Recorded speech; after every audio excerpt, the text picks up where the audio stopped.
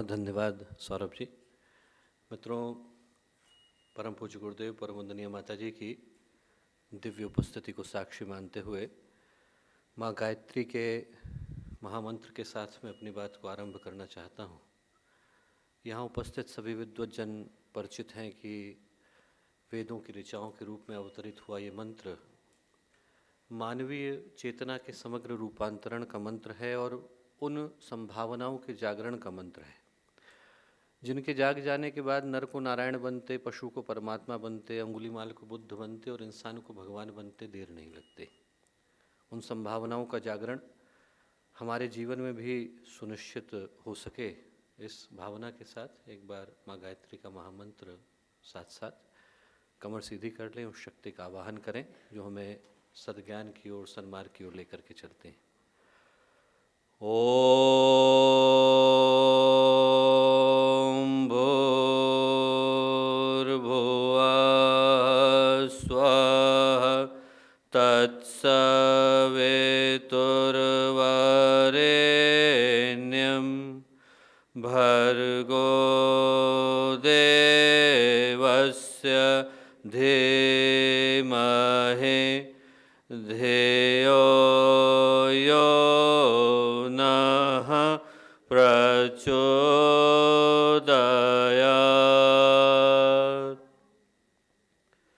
परम पूज्य गुरुदेव परम वंदनीय माता जी के दिव्य सानिध्य में आज के इस अत्यंत ही पवित्र पुनीत पावन अवसर पर जब हम लोग परमार्थ निकेतन के इस बहुत ही भव्य और पवित्र सभागार में हरिद्वार महाकुंभ के शुभ अवसर पर आयोजित इस कुंभ कॉन्क्लेव के शुभारंभ के अवसर पर उपस्थित हैं, तो इस अवसर पर हम लोगों के साथ मंच पर उपस्थित हम लोगों के बहुत ही अग्रज आदरणीय सम्माननीय आदरणीय स्वामी अवधेशानंद महाराज जी, आदरणीय पूज्य मुनि चिदानंद जी महाराज जी, आदरणीय दीदी साध्वी भगवती देवी जी, उपस्थित आदरणीय श्री शर्मा जी, गायत्री परिवार का बहुत ही अभिन्न अंग रहे हम लोगों के अग्रज भाई श्री संजय पासवान जी, श्री कपिल मिश्रा जी, यहाँ उपस्थित इंडिया थिंक टीम के हम लोगों के अपने श्री सौरभ पांडे जी, त्रिपाठी जी, उपस्थित सभी अतिथिगण, परमार्थ निकेतन के सभी गुरुकुल के प्यारे विद्यार्थीगण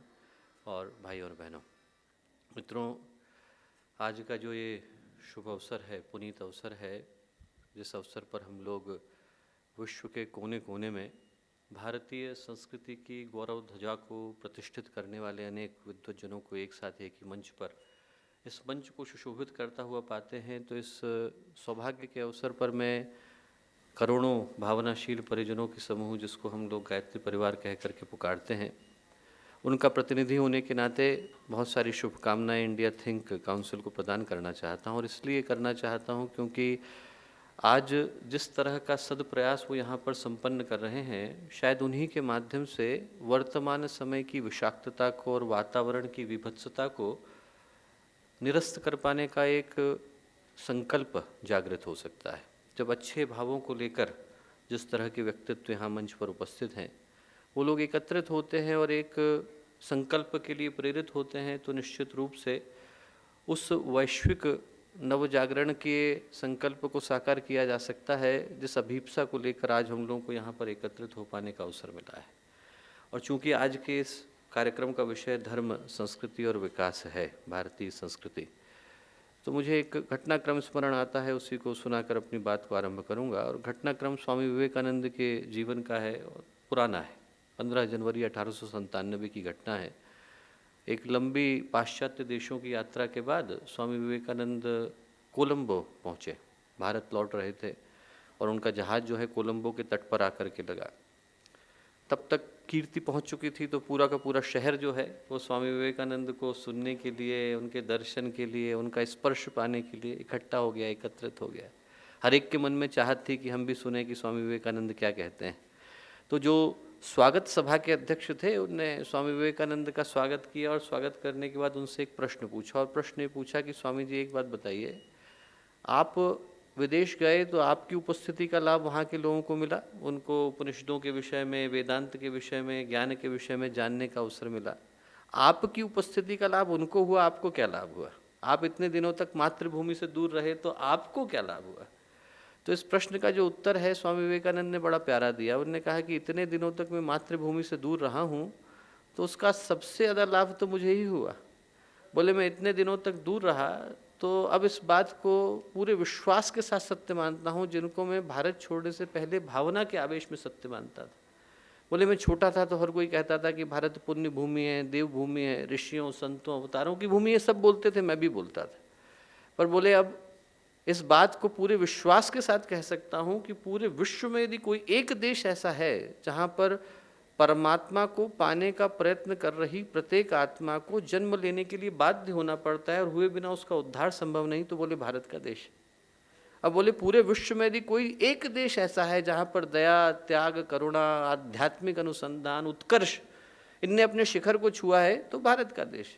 अब बोले पूरे विश्व को आज ही की तारीख से भारत का ऋणी होने की आवश्यकता है, क्योंकि आज नहीं तो कल इसी भारत की भूमि से ज्ञान की वो धारा फिर से बहेगी जो पूरे विश्व को अपने प्रकाश से आप्लावित करेगी, आलोकित करेगी। और 124 वर्ष हो गए उस बात को कहे। मुझे लगता है कि आज की तारीख में भी वो बात उतनी ही सत्य, प्रासंगिक, समीचीन है जितनी शायद उस दिन थी।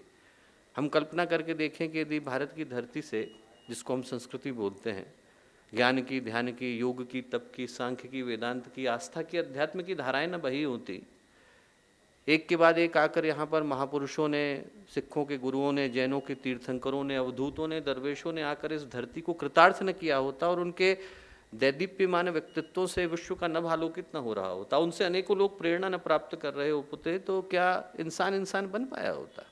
We would have been a better kind of Neanderthal man, but to be Homo sapiens would not be possible.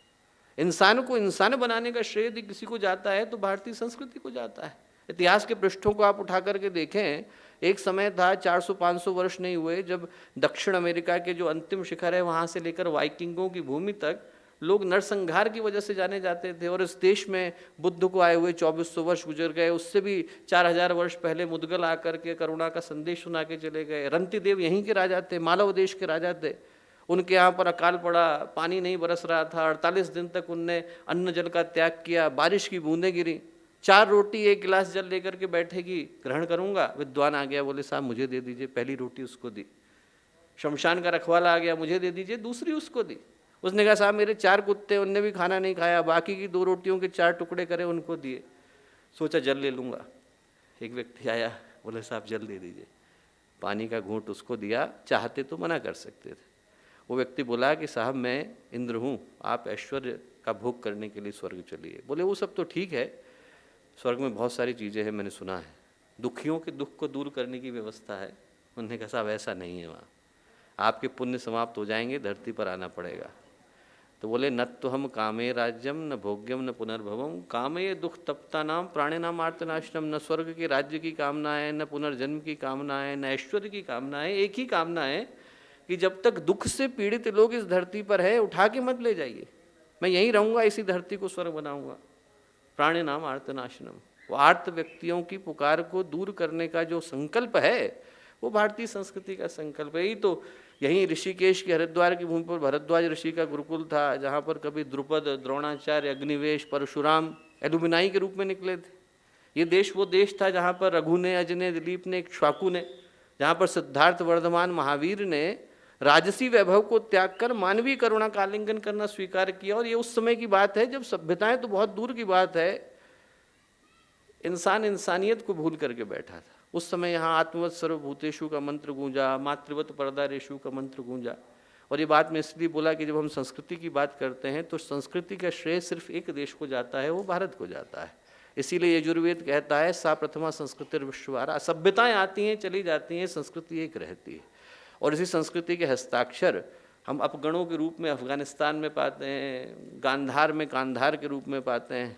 हम वहाँ चले जाते हैं जहाँ पर अजरबैजान का अंत है, वहाँ पर अग्नि देवता का मंदिर है बाकू में, वहाँ पर अभी भी लिखा है गणेशाय नमः, अग्नि नमः। 2600 वर्ष पुराना मंदिर है। काष्ठमंडप काठमांडू बन जाता है, श्याम थाईलैंड बन जाता है, मलयाचल के झोंके वाला मलेशिया बन जाता है। सिर्फ नाम बदल जाते हैं, संस्कृतियाँ वही रहती है। बच्चियों की शादी हो जाती है तो सरनेम बदल जाते हैं, बच्चियाँ नहीं बदला करती। ये कभी इसी संस्कृति का हिस्सा थे और रहने वाले। तो आज के इस शुभ अवसर पर जब हम लोग कुंभ कॉन्क्लेव के शुभारंभ के इस पवित्र दिन यहाँ पर उपस्थित हैं। सभी उपस्थित आगंतुकों को मैं बहुत सारी शुभकामनाएं देता हूं और विशेष रूप से सौरभ जी की टीम को बहुत सारी शुभकामनाएं प्रदान करता हूं कि भारतीय संस्कृति के स्वर इस कुंभ की नगरी में गूंजें, सभी के हृदय तक अच्छी प्रेरणा को लेकर के जाएं। ऐसी शुभकामनाएं समस्त गायत्री परिवार की ओर से बहुत सारी मंगल कामनाएं।